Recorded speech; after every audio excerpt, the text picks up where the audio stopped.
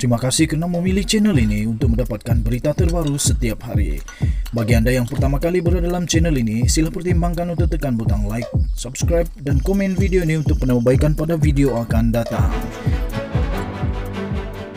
Berita politik, berita semasa, berita ekonomi, berita kesihatan, pendidikan dan segalanya ada dalam channel ini. Salam sejahtera Malaysia, berita terkini daripada sinarharian.com.my bertajuk Caca Merba Politik 2021, Perdana Menteri bertukar lagi. Berita penuh. Kuala Lumpur.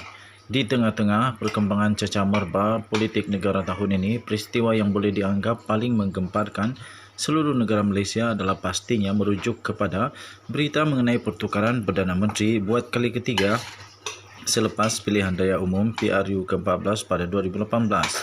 Selepas PRU 14, Tun Dr. Mahathir Mohamad mengambil alih tampuk pentadbiran negara daripada Datuk Seri Najib Tun Razak. Namun beliau hanya mampu bertahan selama 22 bulan sebelum jawatan nombor 1 negara itu diambil alih oleh Ahli Parlimen Paguh Tan Sri Muhyiddin Yassin. Dan tahun ini menyaksikan Muhyiddin pula mengundurkan diri.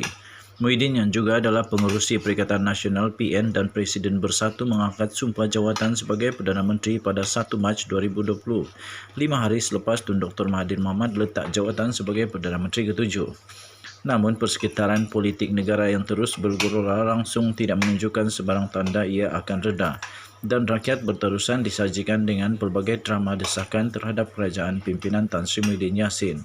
Desakan itu akhirnya membawa kepada peletakan jawatan Muhyiddin sebagai Perdana Menteri bersama Jemaah Menteri pada 16 Ogos selepas beliau tidak lagi mendapat sokongan majoriti Ahli Dewan Rakyat ketika negara masih bergelut dengan pandemik COVID-19 dan ekonomi negara dalam keadaan tidak menentu. Selepas tawaran politik oleh Muhyiddin kepada pembangkang serta penentangnya tidak diterima, beliau mengambil keputusan mengundurkan diri pada 21 Ogos selepas naib Presiden UMNO Datuk Seri Ismail Sabri Yaakob yang juga adalah timbalan Perdana Menteri mengambil alih tampuk pentadbiran negara daripada Muhyiddin lalu dilantik ke jawatan Perdana Menteri ke-9.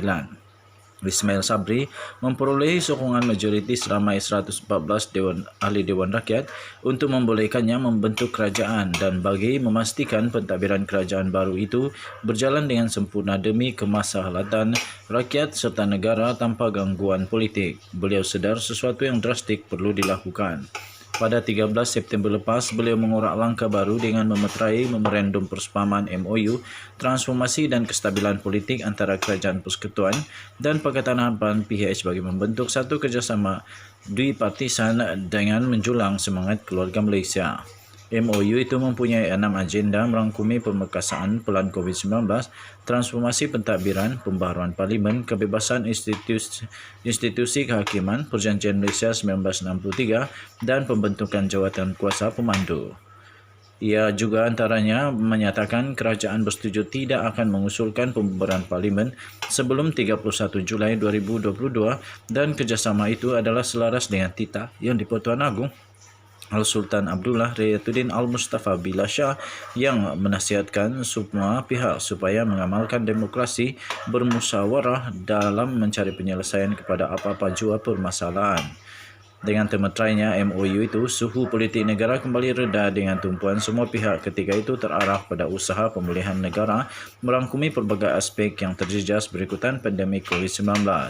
Namun ketika kes COVID menunjukkan perkembangan yang semakin baik, malah ketika banyak negeri mulai beralih kepada fasa 4 Pelan Pemulihan Negara PPN serta pergerakan rentas negeri baru saja dibenarkan, negara sekali lagi dikejutkan dengan pergolakan politik.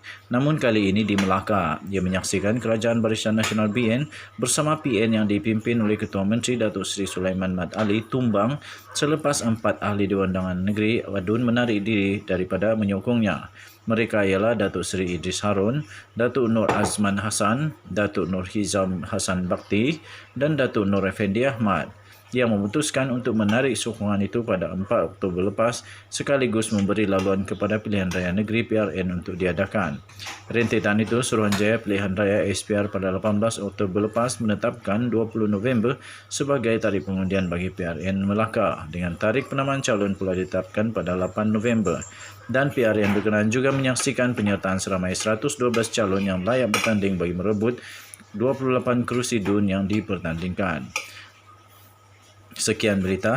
Untuk mendapatkan berita lengkap, sila layari sinarharian.com.my bertarikh 28 Disember 2021 dengan bertajuk Cacah Merbah Politik 2021 Perdana Menteri bertukar lagi. Sekian berita, kita jumpa lagi pada berita akan datang. Malaysia kita punya, cintai Malaysia aku, kita jaga kita. Jangan lupa tekan butang subscribe, like dan share. Bye-bye.